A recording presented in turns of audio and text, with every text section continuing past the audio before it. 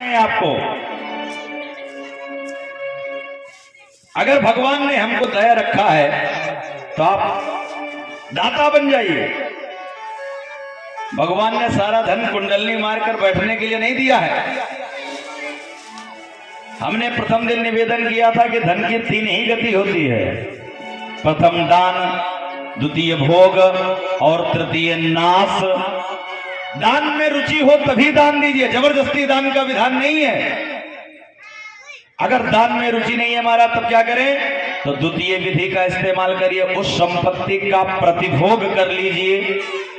अच्छे वस्त्र पहनिए, अच्छे कपड़े पहनिए, अच्छा भवन बनवाइए, अच्छे बिस्तर पर सोइए, अच्छे वाहन से चलिए, उस संपत्ति का भोग कर लीजिए।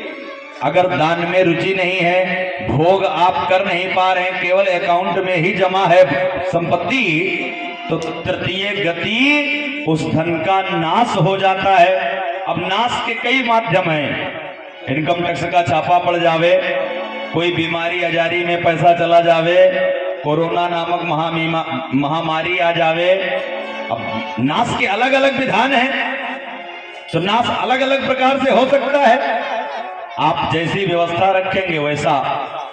कई लोग तो मिले महाराज, अब नाम तो नहीं लिया जाएगा, पूरा जीवन एक क्लास ऑफिसर रहे, रिटायरमेंट पर बहुत पैसा मिला और उनके पास भी कुछ कैश का जुगाड़ था और उन्होंने जुआ खेल लिया। महाराज एक क्लास ऑफिसर होने के बाद लखनऊ में अपना मकान नहीं है, किराए में रह रहे हैं, पेंशन जो मिल रही है उसी से जीवन यापन। आंखों देखिए हाल बता रहा हूं, ये जो बातें मैं कर रहा हूं ये कोई कहीं लिखी पड़ी नहीं है, जो हमने देखी है वो बता रहा हूं। अब नाश का विधान जुआ के माध्यम से था, तो एक ही बार में लगाई लॉटरी तो पूरी की पूरी हार गए। पूरे जीवन की कमाई एक झटके में चली गई मारे। अभी आपका बेटा एक कोई गलत कार्य करके आ जाए तो उसको खाली जेल से छुड़ाने में ही महाराज कितने पैसे लग जाएंगे, वो हम क्या बताएंगे, आप पूछिए। कहीं ऊंच नीच पैर पड़ जाए, बिटिया का विवाह, बेटे का विवाह गलत जगह पर हो जाए महाराज, तो सेटलमेंट में ही 20 लाख रुपए देने पड़ जाएंगे आप। जाने नाश के कितने विधान हैं संपत्ति के। रहीमदास जी दान दिया करते थे, तो दान देते समय वो अपना मस्तक नीचे रखते थे।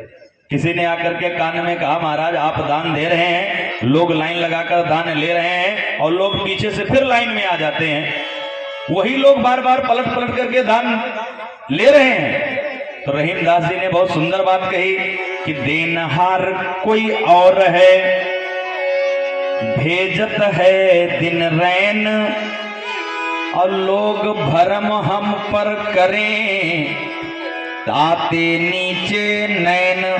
अरे देने वाला कोई और है, वो भेज रहा है, वो दे रहा है, सो हम बांट रहे हैं। जिस दिन वो देना बंद कर देगा उस दिन इधर बंटना बंद हो जाएगा।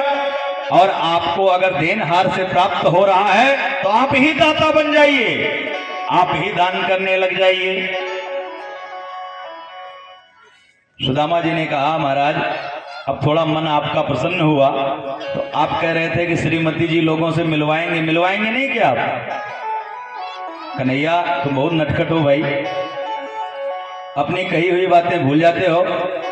सो कन्हैया ने कहा कि रुक्मणी से कि दौड़ कर जाओ, सबको बता दो कि बहुत बड़ा अवधूत आया है, उसका आशीर्वाद आकर समस्त रानियां ले लें। जैसे ही समस्त शब्द प्रयोग किया तो सुदामा जी सावधान हो गए। क्या है कन्हैया, तूने भैया क्या 2-4-10 विवाह कर रखे हैं क्या?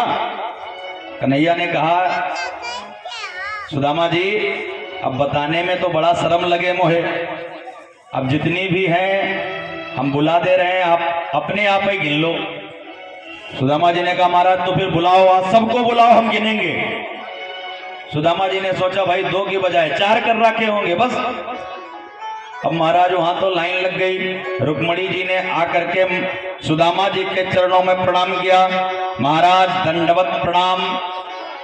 सुदामा जी ने बड़े सुंदर आशीर्वाद दिया, सौभाग्यवती भवा, पुत्रवती भवा, पति प्रिया भवा। पीछे से जाम्बवती भागती चली आ रही, महाराज प्रणाम। सो कन्हैया ये कौन है? कन्हैया कह रहे हैं ये भी वही है। अच्छा अच्छा, श्रीमती जी ही हैं, अच्छा अच्छा। सो जाम्बवती को भी आशीर्वाद दिया, सौभाग्यवती भवा, पति प्रिया भवा, पुत्रवती भवा। पीछे से सत्यभामा भागी चली आ रही हैं। तो महाराज ये कौन है? कन्हैया ने कहा